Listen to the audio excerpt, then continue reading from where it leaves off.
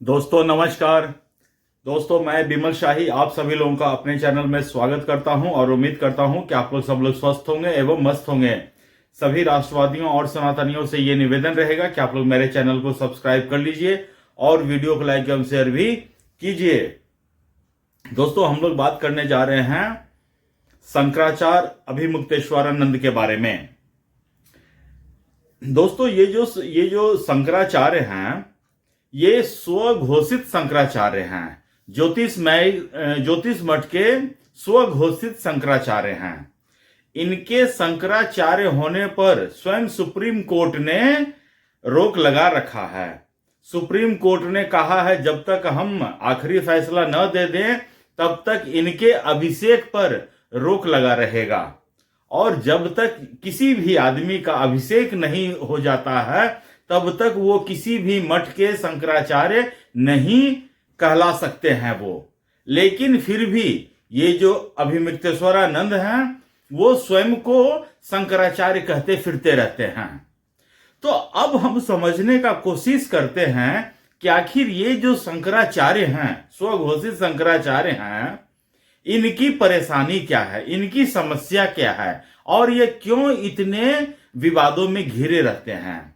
आगे बढ़ने से पहले मैं इस शंकराचार्य के कुछ जो बयान हैं या जो स्टेटमेंट्स हैं वो मैं आपको सुनवा देता हूं। यही योगी जिसको आप लोग साधु संत कहते हो, हम तो हुमायूं का बेटा अकबर कहते हैं, हम तो औरंगजेब कहते हैं, ये नहीं है हिंदू कहने के लायक। तो आपकी योजना के अनुसार आपके चुनाव के पहले वो मंदिर बना नहीं पाए, अधूरा रह गया, तो आपने अधूरे मंदिर में प्रतिष्ठा करना शुरू कर दिया। कहा गया कि भाई अधूरे मंदिर में प्रतिष्ठा मत करो, कोई और इवेंट कर लो, इवेंट ही तो करना है आपको, तो आपको तो माहौल बनाना है, आप बना लीजिए किसी और नाम से, प्राण प्रतिष्ठा का नाम मत लीजिए। आपने वो धर्माचार्यों की बात भी नहीं सुनी।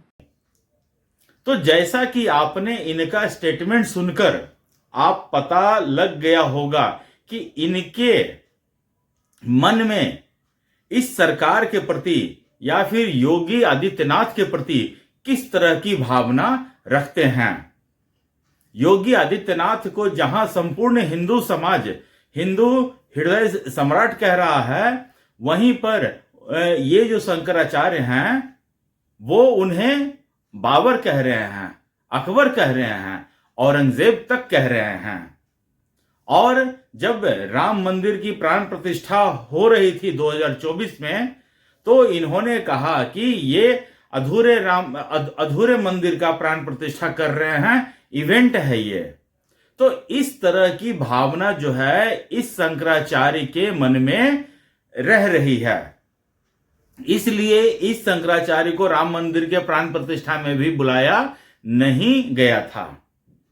तो ये जो शंकराचार्य हैं, जब शंकराचार्य ऐसे स्टेटमेंट देते हैं तो ये जो शंकराचार्य हैं भारत के जो विरोधी दल हैं उनके गोदी में बैठ जाते हैं और विरोधी दल इनको पुचकार कर खिलाते भी हैं।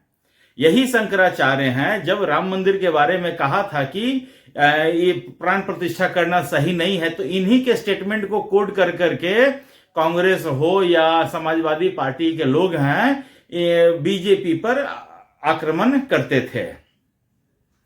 लेकिन यही शंकराचार्य ने अभी कुछ दिन पहले सिर्फ इतना कह दिया था कि राहुल गांधी हिंदू नहीं है और उन्हें राम मंदिर में जाने का कोई अधिकार नहीं है और अगर वो जाते हैं तो उन्हें रोकना चाहिए। तो फिर कांग्रेस ने इनकी एक गति नहीं छोड़ी, इनको कह दिया कि आपकी हैसियत क्या है, आप निर्लज हैं, आप बेशर्म हैं, 50 तरह की चीजें कांग्रेस के लोग ने ही कहा।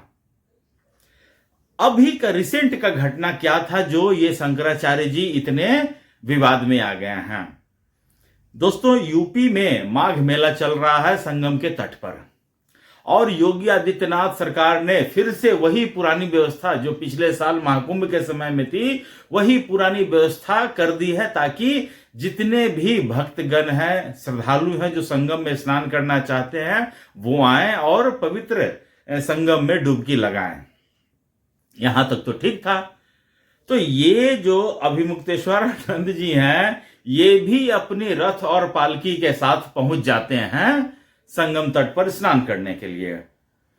तो साधु हैं, इनके भक्तगण भी रहते हैं, तो एक एक गेट के बाद पुलिस ने इन्हें रोका कि आगे तक का रास्ता काफी भीड़ है, आगे तक का रास्ता पालकी से आप नहीं जा सकते हैं। अभिमुक्तेश्वरानंद जी और उनके समर्थक जो हैं पुलिस की बात को अनसुना करते हुए आगे बढ़ जाते हैं। जब आगे बढ़ जाते हैं तो फिर संगम के नोज जहां पर दो नदियों का मिलन होता है वहां से करीब 50 मीटर की दूरी पर पुलिस इन्हें फिर रोकती है और इनसे आग्रह करती है कि आप आगे नहीं जाइए, ये आपके लिए सही नहीं रहेगा, किसी भी तरह की घटना घट सकती है, भगदड़ मच सकती है, आपको नुकसान हो सकता है। लेकिन अभिमुक्तेश्वरानंद जी और उनके समर्थक इस बात पर डटे रहे और उन्होंने सरकार को सीधे चुनौती देने का काम कर दिया। अब सरकार को चुनौती देंगे तो सरकार तो कुछ ना कुछ जवाब देगी ही। इसी बात पर उनके समर्थकों और पुलिस में झड़प भी हो जाता है और झड़प हो जाता है तो इसी झड़प के बीच ये स्वामी जी के पास यूपी सरकार में नेता विपक्ष अखिलेश यादव का फोन भी आता है। सुनिए। बनारस में तोड़ दिया, आपसे अच्छा कौन नहीं जानता इस साल कितने मंदिर तोड़े इन्होंने, कितनी। हाँ सही है, सही है, सही है। अपनी लड़ाई अभिमन्यु की तरह चक्रव्यूह में लड़ रहे हैं। और जब फोन आता है तो अखिलेश यादव बड़ा इनसे मतलब मीठी मीठी बातें कर रहे होते हैं कि आप स्वामी हैं, शंकराचार्य हैं, इन्होंने कितने मंदिर तोड़ दिए हैं। लेकिन यही शंकराचार्य थे और यही अखिलेश यादव थे 2017 में इनके ऊपर किस तरह से लाठीचार्ज हुई थी, इसका भी वीडियो आप देख ही लीजिए। ये देखिए।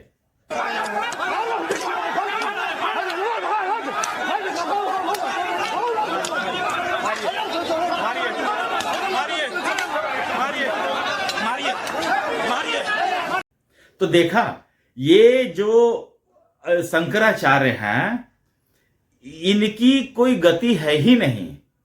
जिस सरकार ने आया इनको धोया है और आज बीजेपी अगर इनको नोटिस भेज रही है तो ये सरकार जो है, ये जो शंकराचार्य है धरने पर बैठ गए हैं। अब जैसे ही ये धरने पर बैठे हैं अगेन जो है ये समाजवादी पार्टी और कांग्रेस के गोद में जाके खेलने लगते हैं और पूरा का पूरा इकोसिस्टम जो है, चाहे वो कांग्रेस हो, चाहे वो समाजवादी पार्टी हो, चाहे वो आम आदमी पार्टी हो, इनको इन शंकराचार्य जो झूठे शंकराचार्य हैं, जो स्वघोषित शंकराचार्य हैं, इनको लेकर भाजपा पर अटैक कर रहे हैं कि देखिए भाजपा के शासनकाल में साधु संतों की क्या स्थिति हो रही है। और इनको लेकर योगी आदित्यनाथ पर सवाल खड़े किए जा रहे हैं। योगी आदित्यनाथ को अभद्र शब्दों का इस्तेमाल किया जा रहा है, उनको लेकर तरह तरह के अपमानजनक शब्दों का इस्तेमाल किया जा रहा है। हालांकि योगी आदित्यनाथ जी ने भी आज एक सभा को संबोधित किया है और उन्होंने कहा है कि साधु संत का सिर्फ एक ही काम होता है, राष्ट्र धर्म, उससे न एक इंच ज्यादा न एक इंच कम। और साधु संत जो है राष्ट्र के कल्याण की ही बातें करते हैं और उन्हीं का काम सिर्फ करते रहते हैं। और इस तरह ये जो अभिमुक्तेश्वरानंद जी हैं इनको उन्होंने कालनेमी तक का संज्ञा दे दिया। और हैं ही, आप देखिए जब अतीक अहमद का शूट आउट हुआ था यूपी सरकार में, तो ये जो शंकराचार्य हैं, अभिमुक्तेश्वरानंद जी हैं, इनको बहुत धक्का लगा था, बहुत झटका लगा था, इनको बहुत तकलीफ भी थी। कुछ दिन तक तो सो भी नहीं पाए थे बेचारे। बाद में इनका स्टेटमेंट भी आता है कि अतीक अहमद कह रहे थे कि हमको स्टेट में नहीं रहना है, फिर ले आया, फिर मर गए। तो ये बताइए, किसी भी हिंदू संत सन्यासी को अतीक अहमद हो चाहे मुख्तार अंसारी हो, उनसे प्यार हो सकता है क्या? कभी नहीं हो सकता है। तो ये महाशय को इतना ज्यादा तकलीफ क्यों थी पता नहीं। और इन्हीं के एक चेले हैं कोई, उन्होंने कहा है कि ये कोई साधु संत नहीं है, ही इज अ क्रिमिनल हैं। तो अगर इनका सही से पता लगाया जाए तो पता चलेगा, इनके ऊपर जांच बिठा दिया जाए तो पता चलेगा कि कितने जगह क्या क्या कांड करके ये स्वामी बन के घूम रहे हैं। और ऐसे ही साधु संत से हिंदू समाज को सावधान रहने की जरूरत है। इन्हें जो है कांग्रेस वाले हो या आम आदमी पार्टी वाले हो या समाजवादी पार्टी वाले हो, इन्हें समय समय पर अपने फायदे के लिए उपयोग करती हैं ताकि बीजेपी के खिलाफ बोल सके। और लेकिन जहां मौका मिलती है यही सब पार्टियां जो हैं इनको धोने का भी काम करता है। मैंने अभी वीडियो दिखाया ना, 2017 में अखिलेश यादव ने इनको डंडे से मारा था और आज अखिलेश यादव इनको फोन करके कह रहे हैं और ये अखिलेश यादव को बधाई दे रहे हैं और टीवी पर कह रहे हैं कि अखिलेश यादव तो कभी कभार फोन भी करते हैं, योगी आदित्यनाथ तो फोन भी नहीं करते हैं। क्यों भैया, तुम योगी आदित्यनाथ के दामाद हो क्या जो तुमको फोन करेंगे? तो इस तरह से साधु संतों का आचरण नहीं होना चाहिए। साधु संतों का आचरण गरिमापूर्ण होना चाहिए और साधु संत को पालकी के साथ गंगा में नहाने की जरूरत क्या है? जब आपको संगम नोद से पहले उतारा जा रहा है, कहा जा रहा है कि तो आप 50 मीटर पैदल चल नहीं सकते हैं क्या? तो फिर आप किस बात के संत हैं? जब आपको इतना शारीरिक सुख का भोग करना ही है तो सन्यासी जीवन में आ जाइए। तो ऐसे लोगों, ऐसे कालनेमियों से इस राष्ट्र को सावधान रहने की जरूरत है। तो दोस्तों, मुझे आज के लिए इतना ही अपडेट देना था। आप लोग अपना ख्याल रखिए, स्वस्थ रहिए, मस्त रहिए। तब तक के लिए नमस्कार, बाय।